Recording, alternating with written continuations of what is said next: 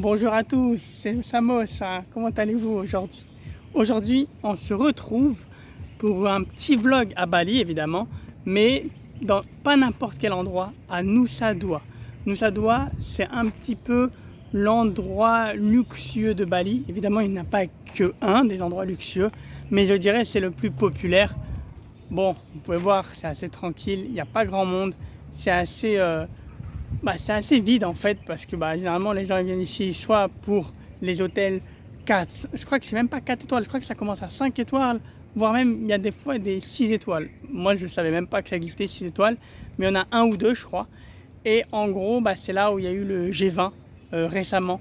Là on est en décembre, je crois le G20 c'était en novembre il me semble, si je dis pas de bêtises. Et il y a eu Joe Biden, Emmanuel Macron, etc. Ils sont venus ici, à Nusa Dua. Donc en vrai, c'est pas n'importe quel endroit, hein. Si tous les présidents des États et des pays sont venus ici, c'est bien pour une raison. Donc voilà, je vais vous montrer un peu à quoi ça ressemble. Et j'espère que vous allez aimer ce petit vlog. Donc c'est parti pour la petite visite des lieux. Donc comme vous pouvez le voir, il y a beaucoup de verdure. Il y a des petites statues un peu partout comme ça. Je vais essayer de vous les montrer à chaque fois que je peux. Mais globalement, c'est un endroit assez chill. Quand on va s'aventurer plus tard, il y a un côté où il y a la plage et d'autres petits endroits où il y a des plus grosses statues que celle-ci. Vous allez voir, c'est quand même pas mal. Le temps est cool aujourd'hui. Donc en vrai, ça donne vraiment envie d'explorer un peu tout ça. Là-bas, je sais pas si vous voyez, il y a des grosses statues. Donc on va voir ça un petit peu. Et là, il y a tout ce qui est marchand de souvenirs et petits restaurants locaux. Donc voilà à peu près l'entrée pour donner un avant-goût de ce qui nous attend. Donc le premier stop, c'est une petite plage. Elle n'est pas forcément très fréquentée et vous allez vite comprendre pourquoi. Mais globalement, ouais, il y a plusieurs plages à Nusa Dua, dont celle-ci. Regardez-moi ça et vous me dites ce que vous en pensez. Donc voilà la première plage. Bon, le niveau de l'eau, il n'est pas très élevé ici. Il faut aller assez loin.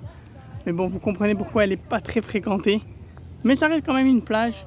Franchement, assez space. Une petite forêt par ici. Mais en tout cas, ça fait une très belle vue. Franchement, il n'y a que des endroits comme ça, de ce type à Nusa Dua. Donc, encore une fois, ça prouve bien un petit peu le côté luxueux du truc, quoi. Parce que c'est pas tous les jours où on trouve une vue comme ça, propre, pas une seule saleté, assez vide. En fait, il n'y a pas beaucoup de monde. Donc voilà. Première petite plage de cette partie de Bali. On arrive maintenant à Nusa Gede Island et comme vous pouvez le voir, il y a une petite statue qui vous attend là-bas. Ce sera la première vraie grosse statue. On va pas se mentir, les petites sont mignonnes, mais bon, mieux vaut une énorme pour vraiment impressionner la galerie. Avec quelques petites statues éléphants, on va voir ça un peu plus près. Hop, hop, hop. Un qui tend la patte, un qui aimerait bien un petit câlin. Et il me semble que ici c'est à peu près la même chose. Oui, un qui donne la patte et un qui veut un câlin. Et ensuite, ça c'est un petit peu les portes traditionnelles qui signifient en fait, c'est une porte, ça signifie l'entrée d'un lieu, sauf qu'il n'y a pas de vraie porte. Hop. Et là, toujours un petit peu les éléphants de chaque côté. Et là, on arrive sur une zone assez stylée. Franchement, il n'y a quasi personne. C'est calme. Et on va gentiment marcher jusqu'à la petite statue. Enfin, quand je dis petite statue, elle est énorme. Hop. Hop, hop, hop. Pas sûr que on puisse vraiment y accéder par ce chemin. Mais c'est pour vous montrer un petit peu. Là, il y a encore un petit peu la vue sur la plage. Beaucoup de verdure. C'est calme. Alors, ici, ça doit être probablement la liste de tous les pays. Je ne saurais pas dire quoi exactement, mais sûrement d'un traité, etc. Donc c'est un peu en commémoration. Et effectivement, il y a un chemin derrière. Et on arrive donc devant la statue. qui sont deux guerriers. On en voit un avec un arc et des flèches dans le dos, celle-là, et l'autre derrière qui a l'air de donner les directions. Elle est assez gigantesque en fait, et franchement c'est pas mal, toujours avec une énorme verdure à perte de vue, surtout par ici. Donc voilà, c'était le deuxième stop de cette exploration de Nusa Dua. Donc j'ai fait quelques petites recherches, et en fait la liste des pays, c'est en fait la liste des pays qui ont donné un arbre qui sont plantés ici en fait.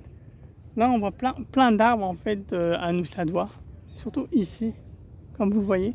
Et à ce qu'il paraît, enfin d'après ce que j'ai lu, chaque arbre a été donné par un pays, et c'est les pays représentés sur la pierre commémorative.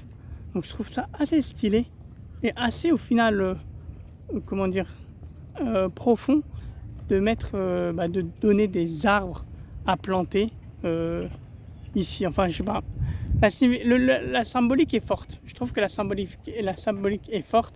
Qui plus est, c'est un endroit vraiment magnifique, oh. Franchement super calme. Ça change un peu du centre-ville qui est certes très beau, mais très peuplé on va dire. Ici c'est un peu plus calme, un peu plus chill. Et je vais repasser devant la stèle pour vous montrer. Donc ici, c'est la liste des pays qui ont donné un arbre à planter. Voilà. Bon, deuxième stop fait. Et maintenant on va passer au troisième. Il fait chaud en plus de ouf. Donc troisième stop. Bon, on va s'aventurer dans un petit chemin assez étroit. Bon, en vrai il y avait un autre chemin là, mais bon. Et là, on va atterrir sur notre troisième localisation. Et vous allez kiffer votre race. Encore une fois, c'est une petite plage. Bon, en vrai, et un temple. Là-bas, il y a un temple. Ils sont en train de faire brûler, je ne sais quoi. C'est souvent, hein, ils font toujours brûler des petites choses. Et là, c'est la plage. Alors, en vrai de vrai... Hop, attends, il y a des roches de malades mentaux. Et c'est clairement moins touristique. Ça, c'est vraiment dommage. En vrai, ça, c'est vraiment dommage. Et sinon, je vais m'aventurer un peu. Clairement, on peut pas vraiment nager. Je crois qu'il y a des algues et des trucs. Il y a pas mal de courants. Mais ça donne en gros sur une autre plage. Voilà. Ça, c'est pas mal en vrai pour faire des petites... peut-être pique-nique ou quoi. Enfin, après, ça tape le soleil. Mais... Et bon, manger un pique-nique avec de la fumée comme ça. Et il y a une petite crevasse ici. À mon avis, il y a la marée haute, donc il vaut mieux pas s'aventurer ici. Et voilà, avec un petit temple. Et globalement, c'est ça. Une sorte, on va dire, deuxième plage plus secrète que la première que je vous avez montrée. Et maintenant, on va s'aventurer vers la quatrième étape de notre excursion. Donc là, on est dans une espèce de petit musée. C'est plus une exposition artistique de peinture. Je vais vous montrer ça, c'est quand même stylé. Donc le premier, c'est comme des petits graffitis. On voit un petit Sangoku. Ça, c'est un petit démon en Indonésie et surtout à Bali. C'est assez connu ça. Voilà. Ici, bon bah c'est l'habit traditionnel avec évidemment le coq pour les petits sacrifices, tout ce qui est rituel. Et ça, c'est les choses qui posent devant les buildings pour parer les prières, etc. Aussi un peu graffiti, ça. Bon, les fameuses portes des entrées que je vous avais montré tout à l'heure, avec les temples. Et pareil, habit traditionnel. Et ça, c'est ce qui pose devant les bâtiments et les maisons pour les prières. Hop. Ça, je crois que c'est un peu de l'art abstrait, même si on voit que c'est comme une espèce d'arbre avec des branches, etc. Hop. Bon, ça c'est abstrait également, je pense. Ah, ça ressemble un peu à celui d'avant. C'est une prolongation. La même en jaune à peu près. Ok. Petite tête du Bouddha. Ça c'est extrêmement beau. Sûrement une situation particulière. On voit qu'elle est enveloppée dans les habits, etc. Je ne saurais dire ce que c'est.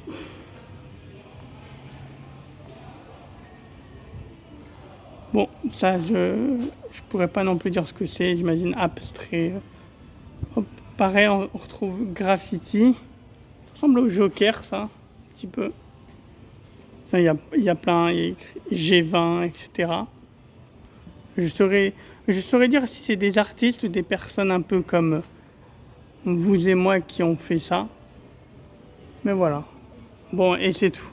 En vrai, il y a le masse de place pour mettre un max de cadres. Mais bon, comme vous voyez, c'est assez vide. Il faut savoir que nous, ça doit a été vraiment impacté par le Covid.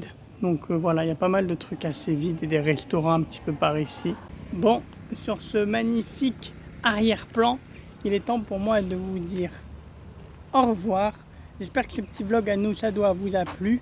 Franchement, c'est toujours bien d'aller dans ce genre d'endroit pour décompresser, regarder de beaux paysages et admirer des hôtels qui coûtent tellement cher que l'on ne peut que rêver d'y aller.